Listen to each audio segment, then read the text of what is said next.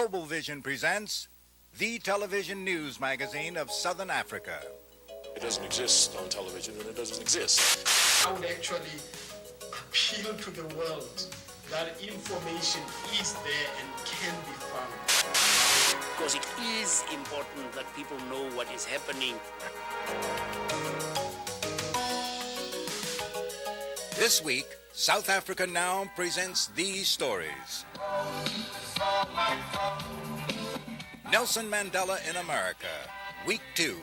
Our coverage continues with reports and highlights of a tour that is making waves worldwide. Our country stands at the threshold of a major and fundamental democratic transformation. We are on the eve of a great beginning. Mandela has not come to America alone. Traveling with him is a high-powered ANC delegation, including Winnie Mandela, a leader in her own right. We are the women the government has brutalized year in and year out.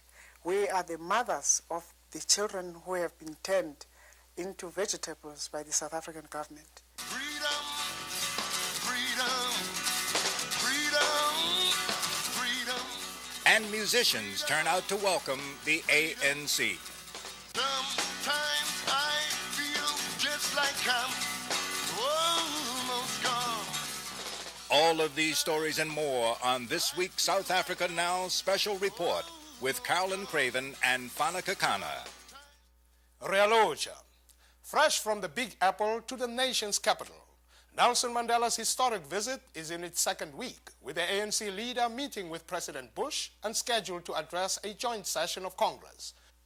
At the White House, President Bush, who said he wants to reward South Africa's President de Klerk for recent reforms, promised that at least for now, sanctions would stay in place.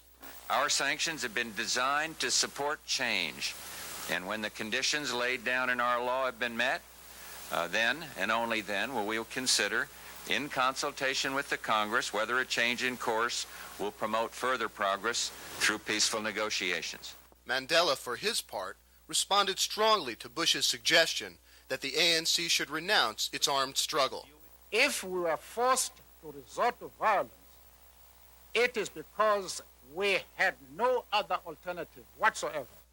The following day, Nelson Mandela became the first black and only the third private citizen to address a joint session of Congress, the most recent being Lech Walesa, the other the Marquis de Lafayette, 2 centuries ago. In a wide-ranging speech, the ANC leader touched on several themes, repeating his call for sanctions and laying out a vision for a new South Africa. We are engaged in struggle to ensure that the rights of every individual are guaranteed and protected through a democratic constitution, the rule of law, an entrenched Bill of Rights, which should be enforced by an independent judiciary, as well as a multi-party political system. In a speech that was interrupted several times by applause, the South African leader received his greatest ovation when he invoked heroes of American history. We went to jail because it was impossible to sit still while the obscenity of the apartheid system was being imposed on our people.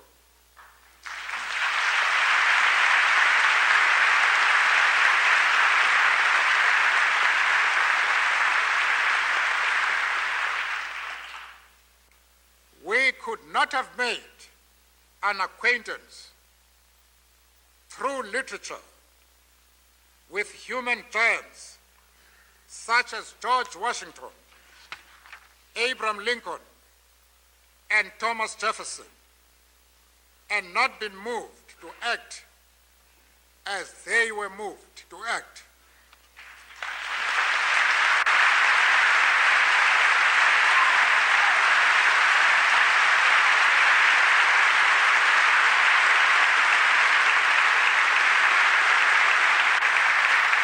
The day may not be far when we will borrow the words of Thomas Jefferson and speak of the will of the South African nation.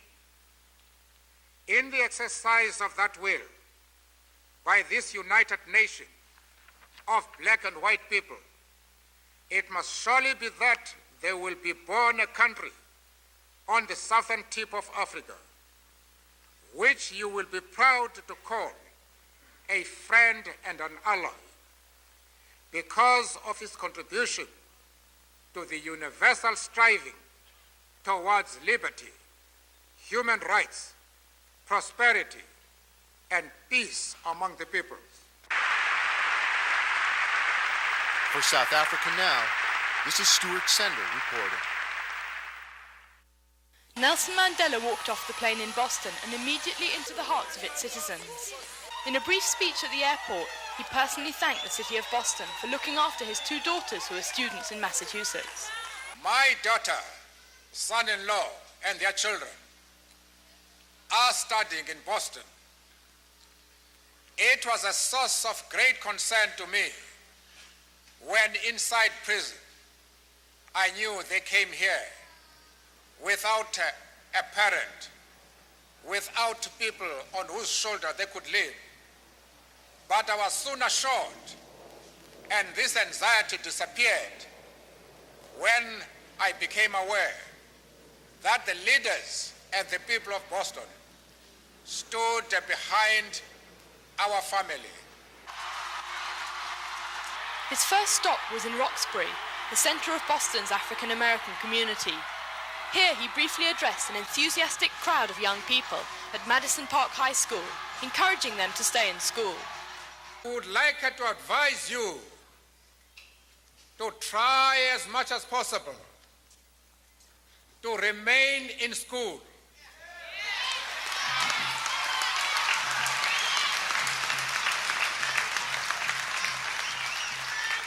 Because education is the most powerful weapon which we can use in order to prepare our youth for their role as leaders of tomorrow.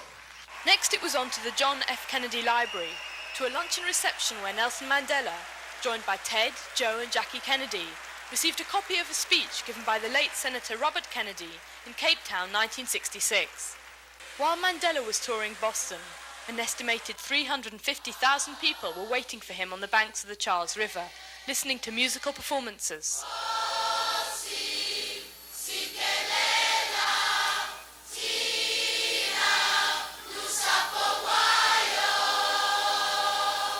Mayor Ray Flynn commented upon the impression that Boston has made on Nelson Mandela. He's also very, very thankful to the key role that Boston played in the original law prohibiting public funds to be used for businesses in South Africa and the South African government. So he's very, very grateful for Boston's leadership. And Senator Ted Kennedy spoke on the need to keep sanctions in place. It is up to the United States to express its values through its foreign policy. Those sanctions will remain. Finally, Mandela himself took to the stage. Sisters and brothers, given the illustrious history of this city, it is only natural that we consider ourselves as visiting our second home.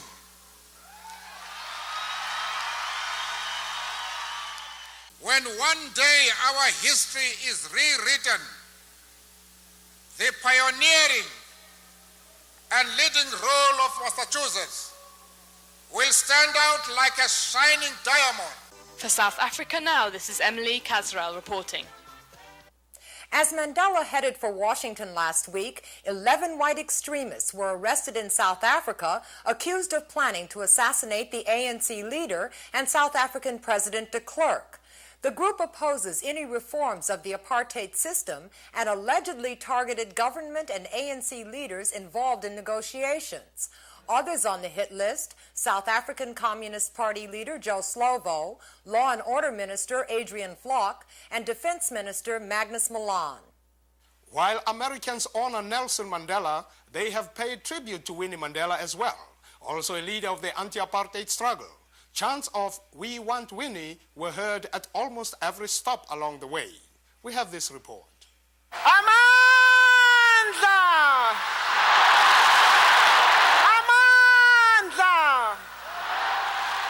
At a packed Yankee Stadium, the crowd roared for Winnie Mandela. And it was Winnie Mandela who stirred the hearts of the women of Brooklyn. In South Africa, we believe if the women were in the forefront of the struggle, we would have long won our freedom. In an exclusive interview in Boston, Winnie Mandela describes the suffering of black South African women under apartheid. We are the women who were collecting the bodies of our children in 1976. We are the women the government has brutalized year in and year out. We are the mothers of the children who have been turned into vegetables by the South African government. We are the mothers whose babies have been shot on our backs, and sometimes we fall with those babies. During Nelson Mandela's years in prison, she had to support her family in the face of constant government harassment. Periodically detained, banned, held under house arrest, forcibly expelled from her home, she was subjected to several months in solitary confinement. Throughout all of this, she was in the forefront of the struggle, organizing on a grassroots level. It was her commitment to the ANC that allowed her marriage to endure the long years of separation. We have never treated ourselves separately from the mass struggle.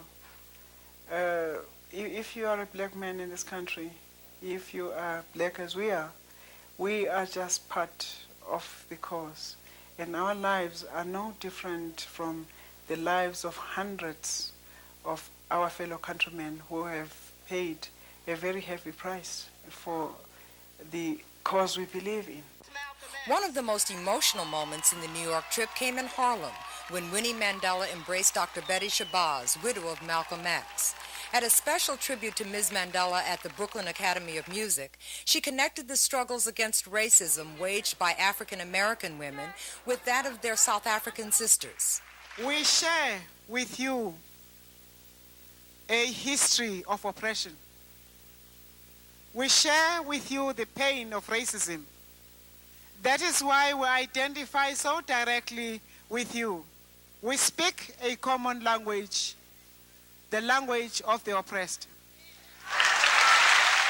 While Nelson Mandela has been developing strategies for peaceful settlement with Pretoria, the more militant Winnie Mandela appealed to the American community for support if negotiations fail.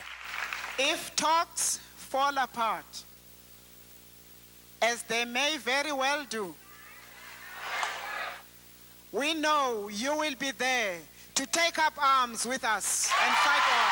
Amandla! We believe in freedom. We believe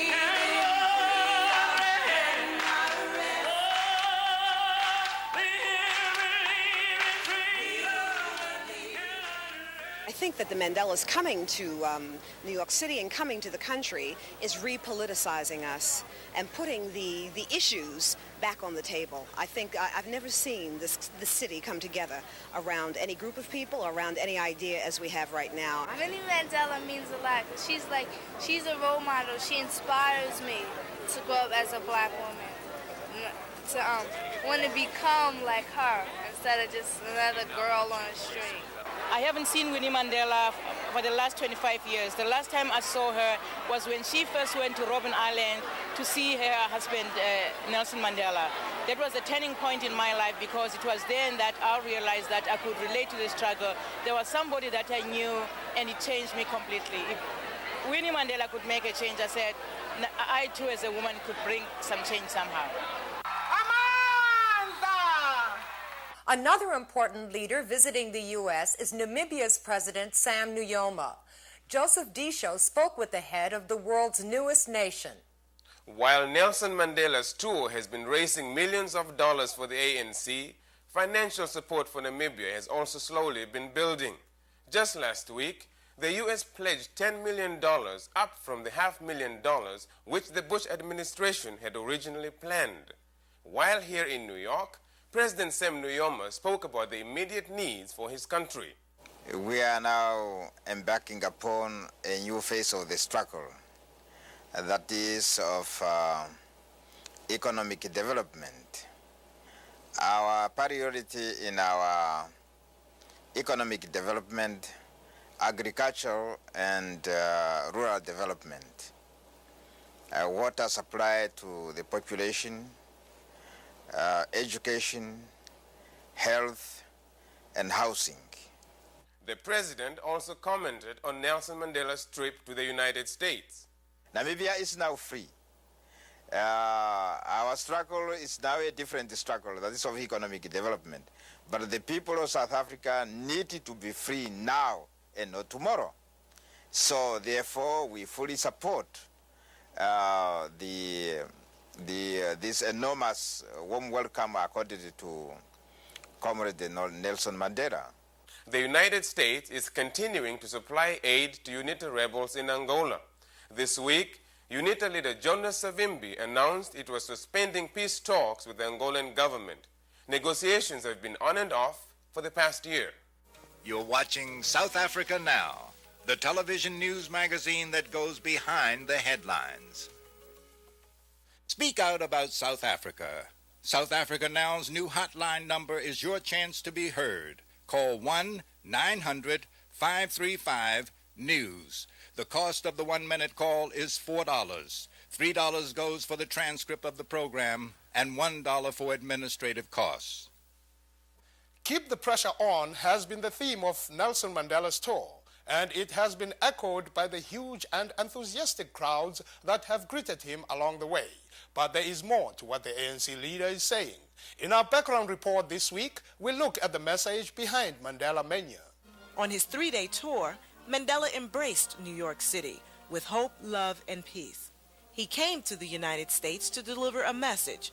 In the midst of the ticker tape and the hero's welcome, there are at least 3 key issues that have been largely ignored.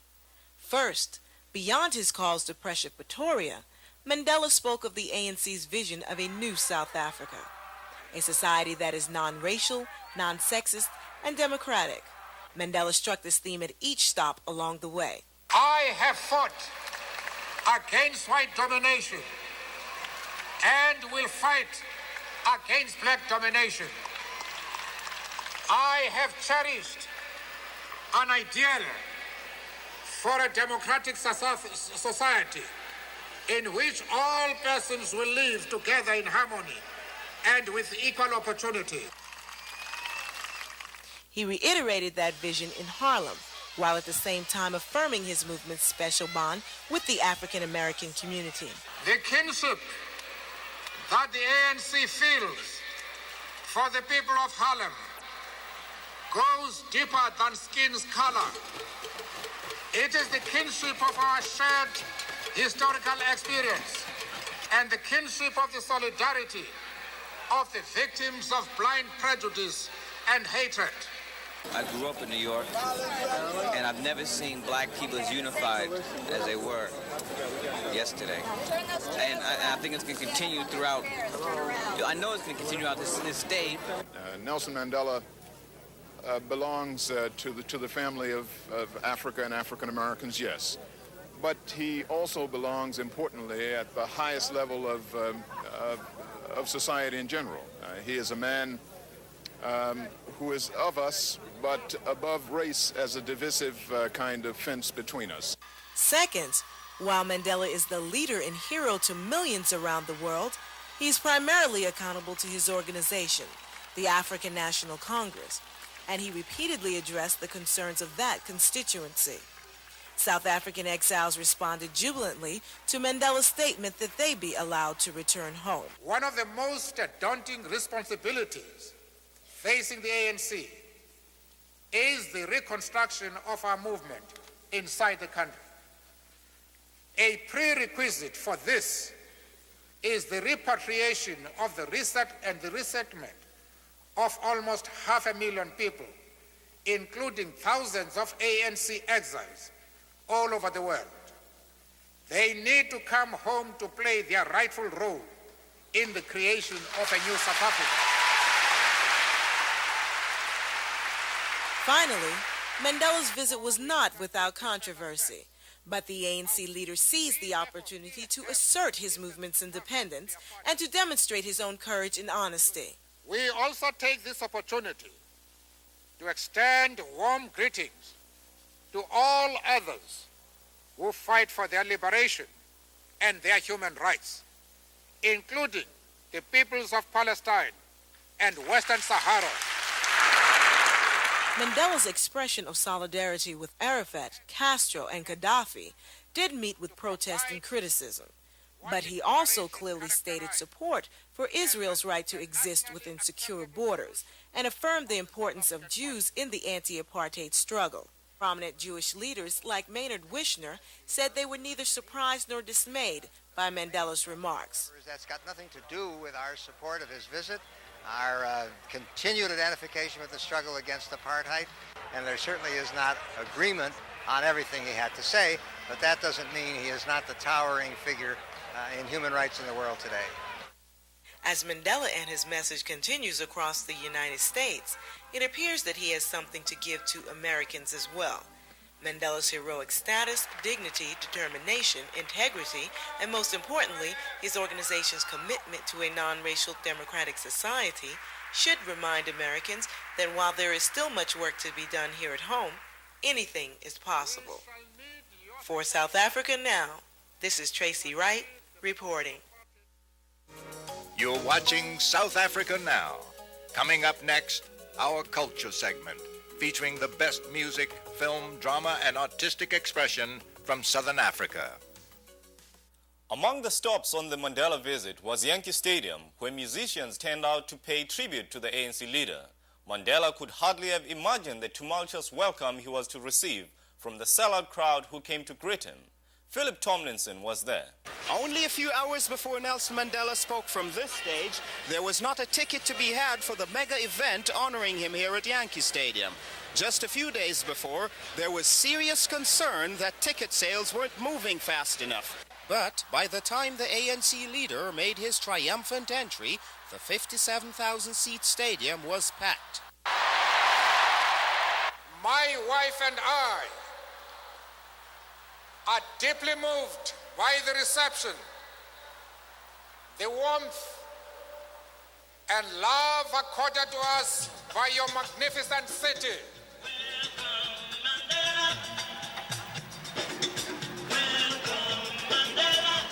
Mandela was the man of the hour, but the musicians on hand turned the night into a musical extravaganza. Freedom, freedom, freedom. Sometimes I feel like I'm a motherless child. Sometimes I feel like I'm a motherless child.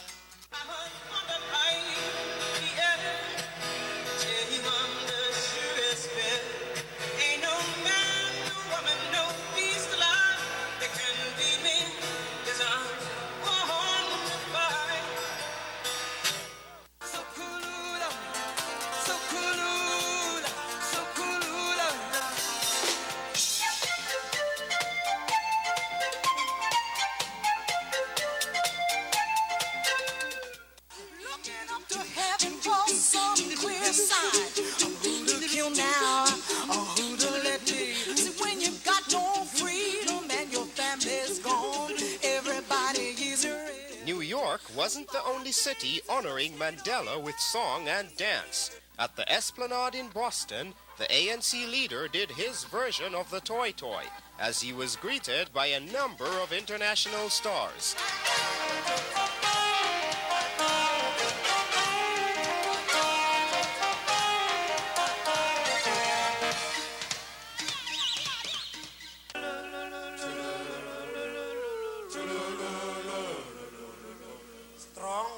A strong wind destroyed our homes.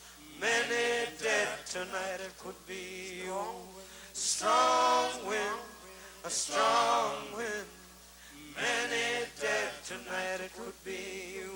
And we are homeless, homeless. With moonlight sleeping on a midnight lake. If you are black and gotta work for a living, this this is what they say to you. They say, well, if you are white, you are right. And if you are brown, stick around.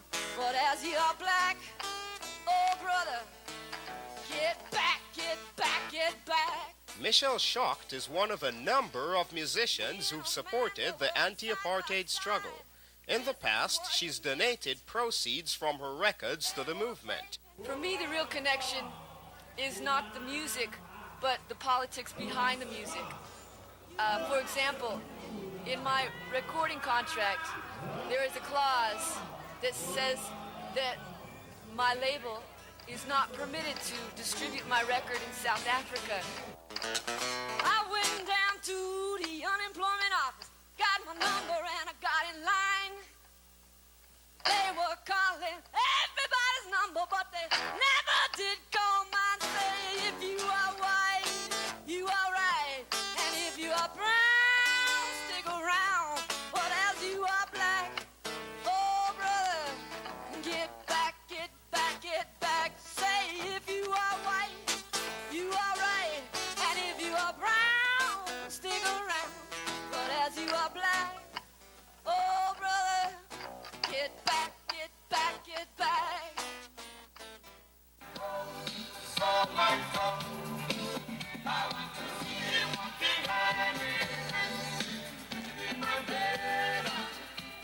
For South Africa Now, this is Philip Tomlinson. That's our program for this week. If you're interested in any of the issues we cover, send a self-addressed stamped envelope to South Africa Now, P.O. Box 1907, Canal Street Station, New York, New York 10013. South Africa Now is produced by Global Vision on a non-profit basis in association with the Africa Fund, a tax-exempt organization providing assistance and relief to victims of apartheid. We leave you now with more entertainment from the Nelson Mandela concert at New York's Yankee Stadium. On behalf of everyone on South Africa Now, I'm Fana Kekana. See you next week. Nelson Mandela, Free at Last, a South Africa Now PBS special, is available on home video for $14.95. Write to Post Office Box 1907, Canal Street Station, New York, New York 10013. Child crying somewhere. There's a child crying somewhere.